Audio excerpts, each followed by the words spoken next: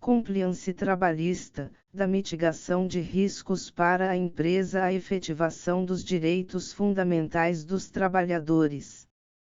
Mariana Castro Babilon e Carlos Henrique Bezerra Leite. Resumo: nos dias de hoje, obediência às normas legais, ética e integridade corporativa têm ganhado destaque não somente no Brasil, como em toda a comunidade internacional, despontando os programas de compliance como um dos principais meios de introdução desses valores nas ações empresariais. Todavia, para além da tradicional visão do compliance enquanto importante mecanismo de análise de riscos das operações entre empresas, o presente artigo visa promover uma reflexão acerca da importância do compliance enquanto mecanismo de efetivação da função social das atividades empresariais. Será observado em que medida o compliance na seara trabalhista contribui para a promoção dos direitos dos trabalhadores, ao possibilitar a identificação de riscos e a implantação de medidas preventivas e corretivas, de acordo com a legislação trabalhista e com os princípios éticos norteadores da atividade empresarial. Para tanto, será feita uma breve explanação sobre o surgimento do compliance e sua aplicação no Brasil. Em seguida, as considerações feitas se darão no sentido de ilustrar como o compliance tem sido utilizado para análises de mitigação de riscos e, por outro viés, como sua aplicação pode contribuir para a efetivação de direitos dos empregados. Utilizar-se-á a pesquisa qualitativa em livros e artigos científicos sobre o tema em questão. Introdução. Há alguns anos, a utilização do compliance, como o conhecemos hoje, estava restrita a empresas que desempenhavam suas atividades em setores altamente regulados pelas legislações dos estados, como os setores bancário, dos planos de saúde e das empresas multinacionais.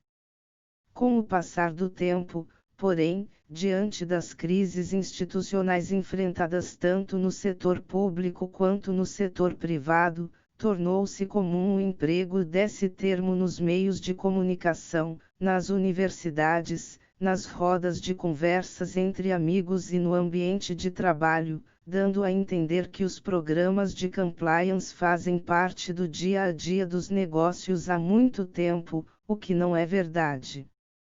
Em que pese a maior parte das grandes empresas já possua noções de governança para alguns assuntos, como, por exemplo, a gestão de pessoas pelo setor de recursos humanos, RH, incumbido da correta aplicação das leis trabalhistas, e a gestão ambiental, encarregado por fiscalizar o atendimento à legislação ambiental. No Brasil, o compliance ganhou maior visibilidade depois da divulgação de escândalos ligados a adulterações contábeis, corrupção, lavagem de dinheiro por meio da Operação Lava Jato. Iniciada no ano de 2014, que repercute até hoje como uma das maiores iniciativas de combate à corrupção na história do Brasil. Nessa ordem, por muito tempo se acreditou que o compliance se restringiria a tais assuntos. Entretanto, o presente trabalho tem por objetivo demonstrar que além das práticas do compliance serem tidas como um instrumento de mitigação de riscos financeiros para uma empresa, hoje o compliance é essencial para a prevenção da prática de atos ilícitos e nocivos ao próprio desenvolvimento da empresa, na medida em que permite a promoção e a efetivação dos direitos fundamentais dos trabalhadores, permitindo-se, assim, a inteira realização da função social de uma empresa. Para tanto, este artigo, inicialmente, trará uma breve introdução sobre o surgimento do compliance e sua ascensão no Brasil. Em seguida, abordará aspectos da aplicação do compliance na seara trabalhista enquanto ferramenta de análise dos impactos econômico-financeiros nas operações societárias. Após, as considerações feitas se darão no sentido de explicar o motivo do compliance possibilitar a concretização de direitos dos trabalhadores. Breves considerações acerca da origem do compliance no Brasil. Há certo consenso no sentido de que as fraudes ocorridas na empresa Arrow, uma multinacional dos Estados Unidos da América do Norte, impulsionaram o surgimento dos primeiros movimentos rumo à criação do compliance tal como o conhecemos hoje, sendo importante lembrar as palavras de Alessandra Gonçalves, 2016, p01, para quem a Arrow, criada em 1985 como resultado da união de duas empresas do setor de óleo e gás, rompeu com uma série de paradigmas da indústria, introduzindo modelos de negócios inovadores para a até então tradicional indústria de energia, tendo sido conhecida como um exemplo de gestão progressista. Mas o que a sociedade estadunidense não esperava era que o referido modelo inovador estava pautado em uma grande fraude que, após ser descoberta, acabou por levar a Arrow à falência. Pouco tempo depois, outras fraudes contábeis foram descobertas em grandes corporações, como nas empresas WorldCom e Atico. Tais fatos abalaram não só financeiramente as referidas empresas, como também a confiança da população, dos investidores e do sistema financeiro norte-americano, incluindo-se aí as agências de classificação de risco e as empresas de auditoria, Gonçalves, 2016, p3. Segundo Renata Freitas de Camargo, 2017, a resposta do governo aos escândalos veio com a Lei Sarbanes-Oxley, SOX, de 2002, com o intento de providenciar reformas nas práticas comerciais norte-americanas, proteger investidores dos erros das escriturações contábeis e práticas fraudulentas, bem como tornar obrigatória a implantação de programas de avaliação dos riscos e controles internos nas empresas. E surge, assim, segundo a Associação Endeavor, 2015, o termo inglês comply que, literalmente, significa cumprir, redundando na expressão compliance, que vem sendo utilizada no sentido de agir em sintonia com as regras. No Brasil, conforme lembrado anteriormente, apesar de ter ganhado os holofotes em decorrência da chamada Operação Lava Jato, um importante marco legal para o compliance no país foi a Lei 1284622013, mais conhecida como Lei Anticorrupção, que impôs às empresas privadas comportamentos éticos em relação ao setor público. Antes da edição da referida lei, isto é, a partir do momento em que o Brasil passou a integrar o Comitê da Basileia, organização formada para discussão das práticas de fiscalização bancária, houve uma tentativa de melhoramento das práticas de supervisão adotadas até então, fato que posteriormente contribuiria para a criação da Lei 96131998, também conhecida como Lei de Prevenção à Lavagem de Dinheiro. Na verdade, podemos dizer que existe atualmente um verdadeiro microsistema legal que dá suporte à aplicação do compliance trabalhista, o qual é composto pelos seguintes diplomas normativos: Lei Anticorrupção, Lei 12.826/13, Lei da Reforma Trabalhista, Lei 13.467/17, Lei da Terceirização, Lei 13.429/17, Lei da Lavagem de Dinheiro, Lei 9.613/98, Lei 1402020220, suspensão contratual e redução salarial em tempos de pandemia, dentre outros.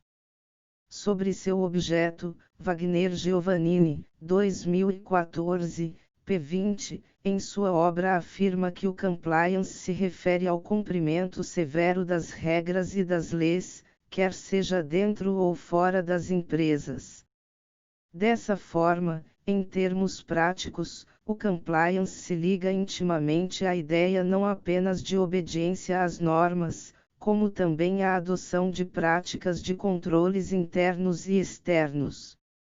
No outro falar, o compliance teria por objeto estabelecer um conjunto de atividades que visam assegurar o cumprimento das imposições oriundas de todos os órgãos de regulamentação e fiscalização, nos mais diversos aspectos empresariais, ético, trabalhista, tributário, contábil, previdenciário, ambiental, etc.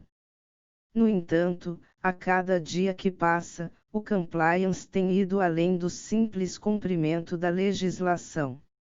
Busca-se, além disso, a incorporação e o resgate de valores éticos e morais não só por parte da empresa, mas também por todos os sujeitos que se inserem em sua órbita, tais como fornecedores, parceiros comerciais, clientes e funcionários.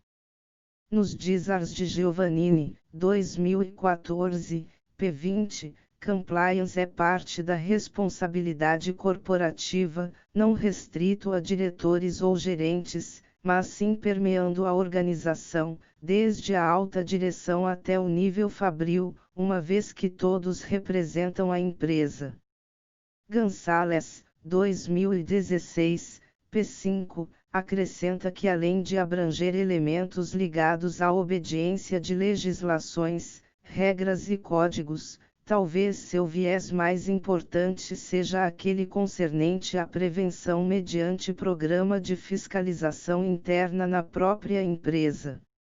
2. A aplicação do compliance na seara trabalhista como ferramenta de análise econômico-financeira nas operações societárias. Sabe-se que desde a criação do contrato social até os longos anos de operação, a empresa pode passar por inúmeras mudanças, inclusive no que tange à sua reestruturação societária. Tal reestruturação pode ocorrer por diferentes processos, que propiciam diversas consequências jurídicas, a depender do objetivo almejado com a reestruturação, expansão, mudança do objeto da atividade empresarial, elaboração de um planejamento sucessório ou tributário, etc. Dentre esses processos, destacam-se a incorporação e a fusão. Seja qual for a modificação pela qual passa uma empresa, importante consignar que na seara trabalhista o artigo 10 da CLT dispõe que qualquer alteração na estrutura jurídica da empresa não afetará os direitos adquiridos por seus empregados. De igual modo, estabelece o artigo 448 da CLT, in verbis, a mudança na propriedade ou na estrutura jurídica da empresa não afetará os contratos de trabalho dos respectivos empregados. Da leitura de tais dispositivos depreende-se que qualquer mudança na estrutura jurídica ou na propriedade de uma empresa não gerará nenhum efeito em relação aos contratos de trabalho dos seus empregados. Isso porque dentre os elementos fático-jurídicos caracterizadores do contrato individual de trabalho encontra-se a pessoalidade, sendo este elemento essencial da relação empregatícia inerente apenas ao sujeito empregado, e não ao sujeito empregador. Vê-se, portanto, que o contrato individual de trabalho é intuito personae em relação ao empregado, porquanto o vínculo jurídico empregatício se instaura entre o prestador do labor e a empresa, independentemente do seu proprietário, razão pela qual eventual transferência, alienação, fusão ou incorporação da atividade econômica para outro empregador não haverá qualquer alteração subjetiva, qualitativa ou quantitativa do contrato em relação ao trabalhador.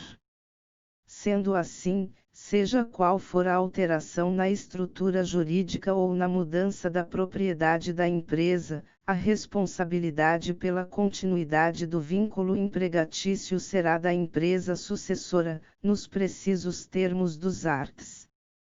10.448 da CLT, sendo irrelevante qualquer cláusula contratual dispondo em sentido contrário. Em síntese, caracterizada a sucessão trabalhista, os contratos individuais de trabalho então vigentes e, consequentemente, os direitos dos empregados serão preservados, ficando o novo empregador responsável pelas correspondentes obrigações empregatícias, como se infere dos seguintes julgados. Recurso de revista. Lei 13.015/14. Sucessão trabalhista. Responsabilidade exclusiva da empresa sucessora. Esta colenda corte firmou o entendimento de que a sucessão trabalhista transfere para a empresa sucessora a exclusiva responsabilidade pelo adimplemento e pela execução dos contratos de trabalho da empresa sucedida já existentes na época em que se deu a sucessão. Some-se a isso o fato de que a responsabilidade solidária é possível apenas em circunstâncias excepcionais de fraude ou absoluta insuficiência econômico-financeira do sucessor, hipóteses não delineadas no acórdão recorrido. Nesse contexto, o acórdão recorrido, ao ignorar a sucessão de empregadores e os efeitos daí decorrentes, para concluir pela condenação solidária da Estri SP Ambiental S.A., empresa sucedida, contraria à jurisprudência sedimentada no âmbito desta Corte, além de afrontar os arts. 10.448 da CLT. Recurso de revista conhecido por afronta aos arts. 10.448 da CLT e provido. Prejudicada a análise dos demais temas recursais. Conclusão: agravo de instrumento conhecido e provido, recurso de revista conhecido e provido, TSTRR 11998-2016.5.15.0125, Terceira T. Relmin Alexandre de Souza Agra Belmonte, 16 de novembro de 2020. Recurso de revista. Processo sob a égide da Lei 1301520114 e anterior à Lei 1346720117. Sucessão trabalhista. Responsabilidade do sucessor. A sucessão trabalhista opera uma assunção plena de direitos e obrigações trabalhistas pelo novo titular da empresa ou estabelecimento, que passa a responder, na qualidade de empregador sucessor, pelo passado, presente e futuro dos contratos empregatícios. Não há qualquer dúvida no tocante a esse efeito jurídico do instituto sucessório regulado pela CLT. Dessa forma, qualquer alteração na propriedade ou na estrutura jurídica da empresa não afeta o contrato de trabalho dos seus empregados, tampouco os direitos por eles adquiridos. Nesse sentido, o disposto nos artigos 10 e 448 da CLT. No presente caso, tendo o Tribunal Regional consignado, de forma contundente, que houve sucessão empresarial, o que configura a sucessão de empregadores de que tratam os artigos 10 e 448 da CLT, e uma vez não revelado nenhum intuito fraudulento na transação, passa o sucessor a responder, de forma exclusiva, pelos créditos trabalhistas advindos dos contratos de trabalho mantidos tanto no período anterior como posteriormente à sucessão. Recurso de revista conhecido e provido, TSTRR 1122618.2017.5.15.0081, terceira T. Relme Maurício Godinho Delgado, 18 de setembro de 2020. Nessa ordem, faz-se necessária uma análise aprofundada sobre a empresa que se está a incorporar ou fundir, por exemplo, uma vez que a recém-formada sociedade empresária ficará responsável por todas as obrigações inerentes aos contratos de trabalho firmados antes da incorporação ou fusão, o que inclui verbas trabalhistas ou previdenciárias inadimplidas e todo o passivo trabalhista, Burer, 2015. Sobre os impactos do passivo trabalhista nesse tipo de reestruturação societária, Marcelo Costa Mascaro Nascimento, 2011, afirma que este assume grande importância por diversas características que lhe são específicas em relação às demais. Vale dizer, para além da análise dos bens, empregados e clientes da empresa anterior, é imprescindível examinar com cautela o próprio modus operandi da empresa, e seus estabelecimentos, objeto da negociação, considerando item a existência ou não de um programa de integridade. Item a existência ou não de um código de conduta. Item o respeito ou não às normas relativas ao meio ambiente do trabalhado. Item o efetivo cumprimento das obrigações trabalhistas, tributárias e previdenciárias. É preciso salientar que, atualmente, ainda que indiretamente, algumas práticas que integram os programas de compliance já vêm sendo adotadas no dia a dia das empresas, como os processos seletivos para a admissão de funcionários, os quais vêm se tornando muito mais criteriosos e minuciosos, a fim de que a pessoa contratada preencha não apenas os requisitos da função a ser desempenhada, como também esteja alinhada com os princípios, propósitos, objetivos e valores desenvolvidos e praticados pela futura empregadora. Além dos processos de seleção prévia, Henrique Correia, 2018, apresenta exemplos de utilização do compliance no curso do contrato de trabalho, nas hipóteses em que a empresa edita um código de ética e conduta que estabeleça regras respeitantes às relações pessoais e profissionais internas, isto é, entre empregados, bem como entre estes e suas chefias, e externas, ou seja, entre todos os empregados e os clientes da empresa, autoridades da fiscalização trabalhista e previdenciária, dentre outros. Oportuno advertir, conforme bem pontua Correia, 2018, que a criação por si só de um código de conduta, desacompanhada de um sistema efetivo de fiscalização e da previsão de punições àqueles que desrespeitem as regras, não é capaz de alterar a realidade de uma instituição. Por este motivo, também devem ser desenvolvidos meios seguros de comunicação para que haja a denúncia daqueles que descumpram as normas de condutas estipuladas pela empresa, canais de sugestões e reclamações, tanto do público externo como do público interno, possibilitando-se, assim, a correção de situações contrárias aos preceitos da empresa.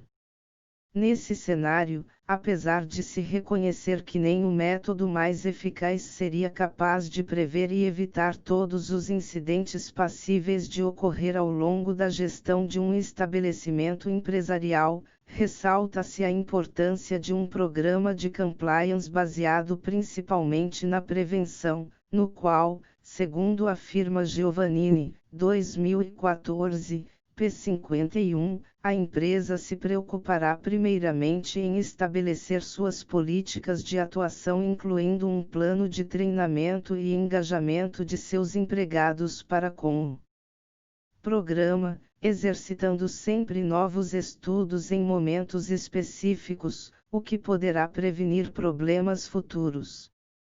3. O compliance como instrumento de efetivação dos direitos fundamentais dos trabalhadores e de atendimento à função socioambiental da empresa.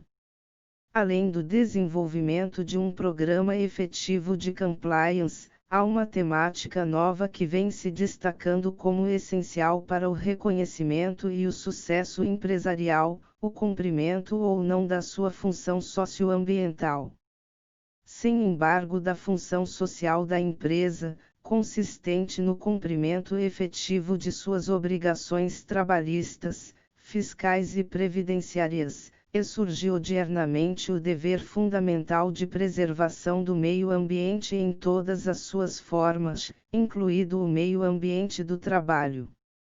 É importante lembrar que a Constituição Federal de 1988 oferece parâmetros claros para o atendimento da função socioambiental tanto da propriedade urbana, quando atende às exigências fundamentais de ordenação da cidade expressas no Plano Diretor, CEF, art. 182, segundo, quanto da propriedade rural, quando a propriedade rural atende, simultaneamente, segundo critérios e graus de exigência estabelecidos em lei, aos seguintes requisitos: utilização adequada dos recursos naturais disponíveis e preservação do meio ambiente. Terceira, observância das disposições que regulam as relações de trabalho. Quarta, exploração que favoreça o bem-estar dos proprietários e dos trabalhadores.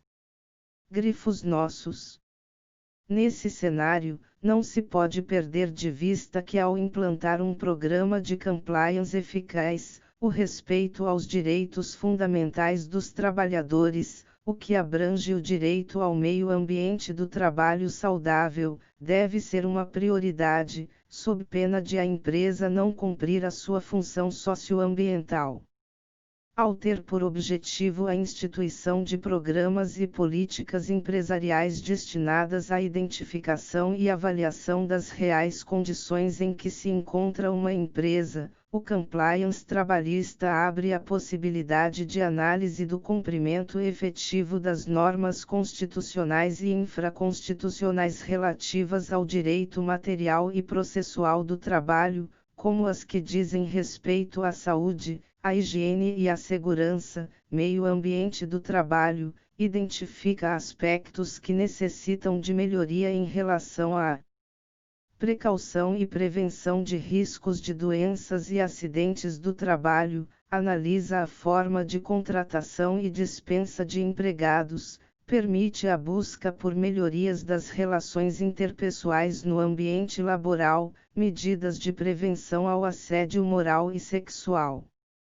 Dessa forma, mediante uma gestão adequada dos riscos, a empresa busca pautar suas condutas não apenas em harmonia com os preceitos éticos, como também com observância do cumprimento das normas legais de proteção ao trabalhador e ao meio ambiente de trabalho, aplicando formas efetivas de prevenção, precaução e diminuição dos riscos de passivo trabalhista, previdenciário e ambiental.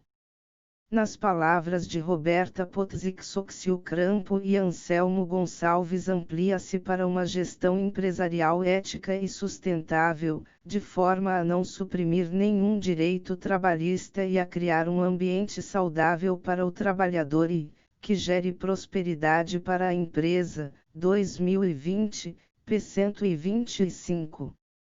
De tal arte, além de estabelecer valores, princípios e regras de integridade que harmonizam os objetivos e a imagem da empresa, o compliance trabalhista permite a correta aplicação das normas trabalhistas. Com relação à incorporação dos princípios éticos nas ações da empresa, a tendência é que tal fato contribua para que a visão do lucro a qualquer custo seja substituída, paulatinamente, pela visão consciente de que o lucro obtido com a abnegação de valores éticos deixa de ser lucro, e sim risco.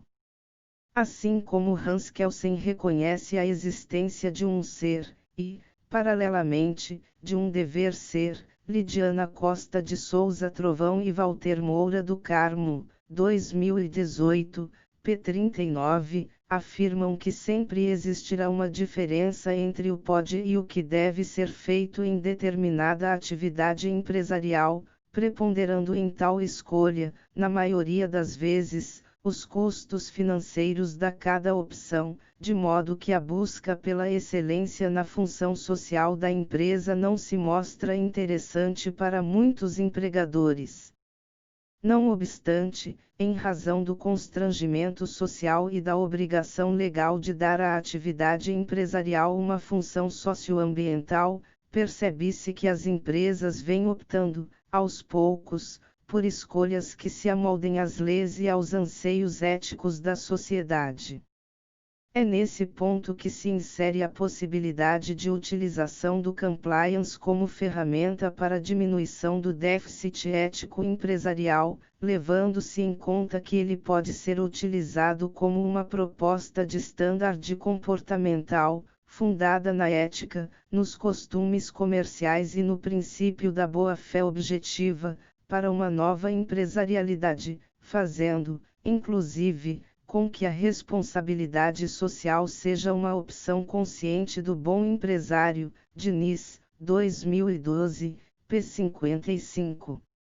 Embora o termo posto em evidência seja questionado atualmente, por ter sido travestido para enaltecer unicamente a imagem da empresa, as premissas para um bom exercício da atividade empresarial estão pautadas em ações responsáveis, éticas e que leve em consideração o princípio da função social da empresa, Trovão, do Carmo, 2018, p. 39. Importa esclarecer, ainda, que apesar de não se encontrar como um princípio expresso na Constituição Federal, assim como é o caso da função social da propriedade, inegável a existência em nosso ordenamento jurídico um conjunto de normas, artigo 1º, 3 graus, 4º, 6º, todos da CF, artigo 170, caput, 7º e 8º também da CF, 116, parágrafo único e art. 154, ambos da Lei 6.404/76 e outras disposições da recente Lei 13.874/19, que legitimam a função socioambiental da empresa como um princípio norteador de toda a atividade empresarial. O referido vetor interpretativo, ao enunciar que as atividades do estabelecimento empresarial devem considerar o bem-estar de toda a coletividade, se torna ainda mais especial quando aplicado na esfera trabalhista, tendo em vista as especificidades deste ramo do direito, o qual se notabilizou pela efetivação dos direitos sociais constitucionalmente assegurados aos trabalhadores, Leite, 2020, p. 111.